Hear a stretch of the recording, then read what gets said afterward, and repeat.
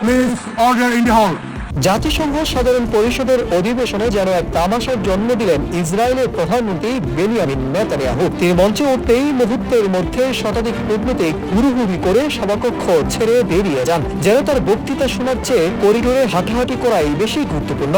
গাজায় গণহত্যা চালানো এবং মধ্যপ্রাচ্যের বিভিন্ন দেশে আগ্রাসী হামলার দায়ে ক্ষুব্ধ কূটনীতিকরা এই ওয়াকআউটের মাধ্যমে নেতানিয়াহুকে কড়া বার্তা দিয়েছেন, যেখানে রক্তের গন্ধ সেখানে করতালি নয়, প্রতিবাদী হবে। দ্য টাইমস অফ ইসরায়েল ও মিডল ইস্ট আই এর প্রতিবেদনের তথ্য অনুযায়ী জাতিসংঘের মঞ্চে নেতানিয়াহুর উপস্থিতি বিশ্ব কূটনীতিকদের কাছে যেন এক বর্জনীয় দৃশ্য হয়ে দাঁড়িয়েছে।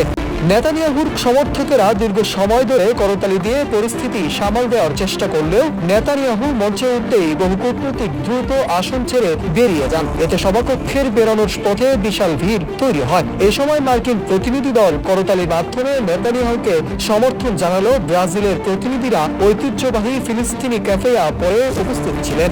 এর আগে ফিলিস্তিনি কর্তৃপক্ষ জাতিসংঘে পাঠানো একাধিক চিঠিতে বিশ্ব নেতাদের নেতানিয়াহু ভাষণ বর্জনের আহ্বান জানায় এবং ইসরায়েলি প্রধানমন্ত্রীকে যুদ্ধকর্মী হিসেবে অভিযুক্ত করে। তারা অভিযোগ করেন, আন্তর্জাতিক অঙ্গনে ইসরায়েল আসলে গণহত্যার দায় এড়াতে চাচ্ছে।